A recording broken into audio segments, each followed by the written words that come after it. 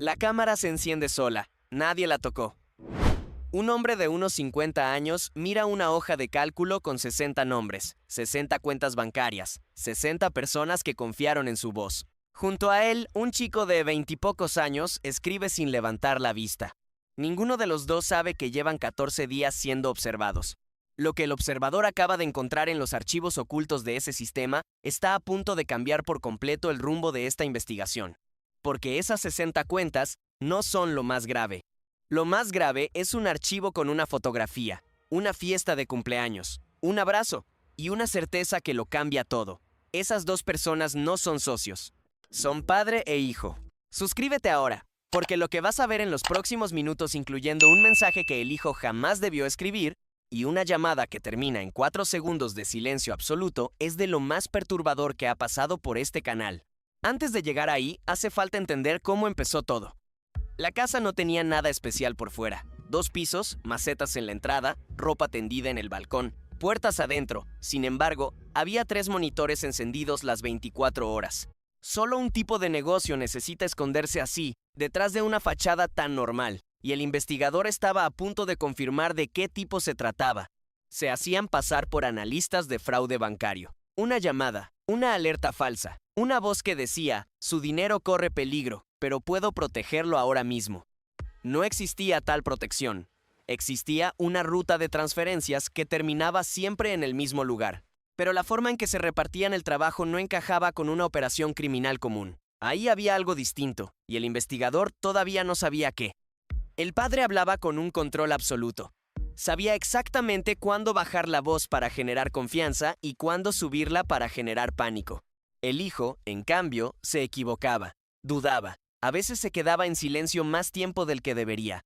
El padre lo corregía en susurros, con la paciencia de alguien que lleva años entrenando a otra persona para un oficio que esa otra persona nunca eligió.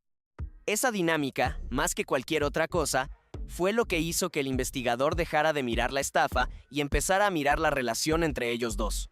Un caso concreto, registrado unos días antes, lo dejó especialmente claro. Una mujer de 78 años, viuda, contestó una de esas llamadas creyendo hablar con su propio banco. El padre le pidió que revisara su saldo en pantalla compartida. Le señaló movimientos que en realidad no existían. Y en menos de 20 minutos, la convenció de transferir sus ahorros a una cuenta temporal de protección. La mujer agradeció la ayuda antes de colgar. No tenía forma de saber que acababa de perder el dinero que había guardado durante toda una vida. Semanas atrás, el investigador había encontrado por accidente un servidor mal configurado, expuesto en Internet sin ninguna protección real. Al principio pensó que era un hallazgo menor, uno más entre los cientos que aparecen y desaparecen cada semana en ese tipo de búsquedas. Hasta que abrió los registros internos. Ahí estaban las grabaciones de cientos de llamadas, los guiones de manipulación psicológica con instrucciones precisas sobre qué decir si la víctima lloraba, si dudaba, si amenazaba con colgar, y una carpeta oculta con capturas de más de 60 víctimas, casi todas mayores de 70 años. En ese instante decidió no mirar hacia otro lado. Denunciar sin pruebas sólidas no serviría de nada. Cualquier reporte terminaría archivado antes de llegar a ningún lado. Así que hizo algo más arriesgado. Aprovechó una vulnerabilidad en el mismo panel que ellos usaban para gestionar sus operaciones y se quedó dentro, en silencio, observando cada movimiento, cada mensaje, cada llamada, sin que ninguno de los dos lo supiera. El acceso no fue inmediato. Tardó varios días en entender cómo estaba organizado el sistema. Un panel central donde se registraban las llamadas activas, una base de datos con las víctimas contactadas y un historial de transferencias camufladas bajo nombres de empresas inexistentes. Cada vez que avanzaba un nivel, aparecía una capa más de organización, más de método, más de algo que ya no parecía improvisado en absoluto. Lo primero que notó no fue el crimen en sí, fue una grieta. Entre llamada y llamada, el hijo escribía mensajes a un amigo. Se quejaba del trabajo. Decía que no soportaba escuchar llorar a la gente al otro lado del teléfono. El investigador guardó ese detalle sin saber todavía el peso que tendría más adelante. Lo que encontró después fue mucho más grave.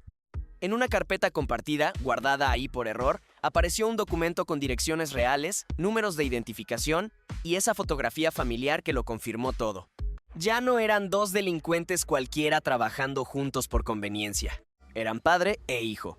Y esa palabra cambiaba completamente el peso de todo lo que venía después. Si eran familia, entonces la pregunta ya no era solo cómo detenerlos. La pregunta era si el hijo podía salir de ahí alguna vez, o si ya estaba demasiado dentro como para hacerlo. Esa duda quedó sin respuesta durante días, hasta que ocurrió algo que el investigador no esperaba. Una noche, después de una llamada especialmente dura, con una mujer suplicando que le devolvieran los ahorros de toda su vida, el hijo escribió un mensaje interno, dirigido a un amigo, sin imaginar que alguien más lo estaba leyendo. Decía que ya no quería seguir haciendo esto, que lo hacía por su padre, no porque quisiera, que tenía miedo de lo que pasaría si algún día se negaba. El investigador leyó ese mensaje 2 veces, y casi de inmediato, todo estuvo a punto de terminar de la peor manera posible. Mientras revisaba los archivos del sistema, el cursor del padre se movió solo. Un desplazamiento mínimo, apenas 2 centímetros, hacia una carpeta que no debía estar abierta en ese momento. El padre se detuvo en seco, bajó la mirada hacia el mouse, se quedó completamente inmóvil. Durante 4 segundos, el investigador creyó que todo había terminado ahí mismo. 4 segundos en los que no se movió, no respiró con normalidad, no hizo absolutamente nada que pudiera generar el más mínimo ruido en el sistema. Cualquier proceso visible de más, cualquier ventana fuera de lugar, habría bastado para que el padre cerrara todo, borrara los registros y desapareciera esa misma noche. El padre finalmente se encogió de hombros y volvió a su siguiente llamada, como si hubiera sido un simple error del sistema. Nunca supo lo cerca que estuvo de perderlo todo en ese instante. El investigador entendió, en ese momento, que ya no bastaba con mirar archivos y conversaciones. Necesitaba ver sus caras. Esa noche activó la cámara del padre, apagada por precaución durante semanas para no generar ningún rastro sospechoso. 3 segundos de pantalla negra. Y después, una sala común. Un hombre con auriculares, completamente ajeno a que estaba siendo observado en tiempo real. Detrás de él, entrando y saliendo del cuadro, su hijo, cargando una taza de café, sin sospechar nada. Lo más inquietante no era la imagen en sí, era lo ordinario que parecía todo. Una familia cualquiera, en una casa cualquiera, cometiendo un delito que arruinaba vidas ajenas con la misma calma con la que alguien prepara la cena. El investigador ya tenía identidades, grabaciones, capturas, confirmación visual. Tenía todo lo necesario para terminar esto en ese mismo instante. Pero decidió esperar, porque faltaba una última pieza, la más importante de todas. Necesitaba escuchar la voz del padre reaccionar en tiempo real, en el momento exacto en que entendiera que ya no tenía ningún control sobre la situación. Así que marcó un número, el mismo número que ellos usaban para contactar a sus víctimas. Y esperó a que alguien contestara del otro lado. 78. El padre respondió con el tono profesional de siempre. Buenas tardes, Departamento de Seguridad Bancaria. ¿En qué puedo ayudarle? El investigador dejó que avanzara el guión completo. Movimientos sospechosos. Una cuenta en riesgo. La necesidad urgente de proteger el dinero antes de que fuera demasiado tarde. Y entonces, sin ningún aviso previo, cambió por completo el tono de la conversación. Puedo ver tu pantalla ahora mismo. Puedo ver tu cara en la cámara. Sé tu nombre real. Silencio. Un silencio distinto a todos los que había escuchado durante semanas de vigilancia. No era duda ni desconcierto pasajero. Era el sonido exacto de un hombre entendiendo, en tiempo real, que todo lo que creía bajo control se le había escapado de las manos por completo. ¿Quién eres? ¿Qué es esto? Llevo semanas dentro de tu sistema. Tengo tus grabaciones. Tengo los nombres de cada persona a la que le robaste. Y tengo algo más. Algo que el padre jamás imaginó que alguien pudiera tener. Tengo el mensaje que tu hijo escribió la semana pasada. El que dice que ya no quiere seguir haciendo esto por ti. Ese fue el instante exacto en que la voz del padre se rompió por completo, perdiendo de golpe todo el control que había mantenido durante años de práctica. Se escuchó movimiento detrás de él, pasos apresurados, la voz del hijo preguntando qué pasaba, cada vez más cerca de la cámara. El padre intentó cubrirla, primero con la mano, después con un cuaderno, como si tapar el lente pudiera borrar todo lo que ya había sido visto y guardado. Ese gesto, torpe y desesperado, decía mucho más de lo que cualquier palabra podría haber explicado en ese momento. No tiene sentido que la cubras ahora, dijo el investigador. Ya tengo todo lo que necesito. La llamada se cortó. En ese silencio final quedó una certeza incómoda. Dentro de esa casa, en los minutos siguientes, algo entre padre e hijo se había roto para siempre y ninguno de los dos volvería a mirar esa mesa de trabajo de la misma manera. Esa misma noche, el investigador organizó toda la evidencia recopilada durante semanas. Grabaciones completas, capturas de pantalla, identidades confirmadas. El patrón exacto de la operación familiar documentado paso por paso. Todo fue entregado a organismos especializados en delitos financieros, junto con la lista completa de víctimas identificadas. Lo que vino después resultó todavía más inesperado que la propia llamada. Varias víctimas, alertadas a tiempo, lograron detener transferencias segundos antes de que se completaran, recuperando un dinero que ya daban por perdido. Otras no tuvieron la misma suerte. Ya habían perdido ahorros de años enteros, dinero que probablemente nunca lograrían recuperar. Y en medio de todo eso, quedó una pregunta que ni siquiera el investigador supo responder con total certeza.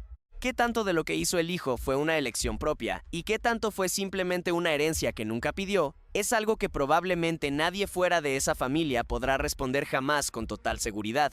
Creció viendo a su padre convertir el miedo ajeno en dinero. Aprendió ese oficio de la misma forma en que otros aprenden un negocio familiar cualquiera, sin que nadie le preguntara nunca si quería esa vida para él. Eso no lo hace inocente, pero tampoco lo hace exactamente igual a su padre, y esa diferencia terminaría teniendo consecuencias reales. El padre enfrenta actualmente un proceso judicial por fraude organizado, con cargos que podrían mantenerlo lejos de esa casa durante mucho tiempo. El hijo, según la información más reciente disponible, colaboró parcialmente con la investigación después de esa llamada, entregando información que ayudó a identificar a otras víctimas. Pero eso no cierra la historia, la abre hacia algo mucho más incómodo de aceptar, porque en algún lugar, probablemente en este mismo instante, otra familia repite el mismo guión frente a otra pantalla. Otra voz tranquila diciendo que no hay de qué preocuparse, que todo tiene solución, que están ahí para ayudar. Otro hijo, en algún lugar, aprendiendo a mentir por teléfono, antes de haber aprendido a decir que no. Esta investigación terminó con un padre expuesto y un hijo empezando de nuevo. Pero no todas terminan así. La mayoría de estas redes siguen operando sin que nadie las descubra a tiempo, protegidas por la misma normalidad doméstica que las hace casi invisibles. Si esta historia te mantuvo hasta este punto, suscríbete al canal ahora. Hay más investigaciones como esta esperando ser contadas. Y lo más inquietante de todo no es lo que ya viste. Es que en la mayoría de estas historias, nadie llega a tiempo para detenerlas.